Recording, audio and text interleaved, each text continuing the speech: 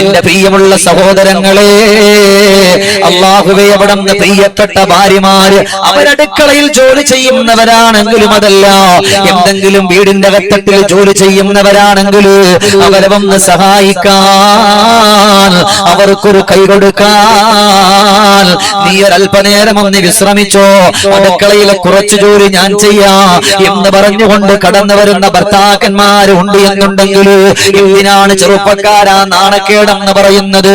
എന്തേ നിനക്ക് നാണമുണ്ടാകുന്നത്? അല്ലാഹുവേ നീ മാത്രം, നിന്നെ മാത്രം സ്നേഹിച്ചാൽ മതിയോ? നിന്നിലേക്ക് സ്നേഹത്തിന്റെ ആഴവും പരപ്പും കൂടി വരണോ? അല്ലാഹുവിന്റെ ഖുർആൻ പറഞ്ഞിട്ടുണ്ട്, വജഅല ബൈനകും മവദ്ദതൻ വറഹ്മ, രണ്ടുപേരുടെയും ഇടയിൽ അല്ലാഹു സ്നേഹവും സമാധാനവും ഇട്ടിട്ടുണ്ട്. അതെങ്ങനെയാ നേടിയെടുക്കുക എന്നറിയുമോ? നിങ്ങളുടെ വീടിന്റെ അകത്തട്ടിലുള്ള ഭാര്യമാര് എന്തെങ്കിലും ബുദ്ധിമുട്ടുള്ള ജോലി ചെയ്യുമ്പോൾ ഞാനും കൂടെ സഹായിക്കാം മോളെ എന്ന് പറഞ്ഞുകൊണ്ട് അവരോടൊപ്പം നീ കടന്നു പോയാൽ അൽഹംദുലില്ലാഹ്, അല്ലാഹുവിന്റെ ഭാഗത്തു നിന്നുള്ള മലക്കുകളുടെ ദുആ നിനക്ക് കിട്ടുമെന്ന്.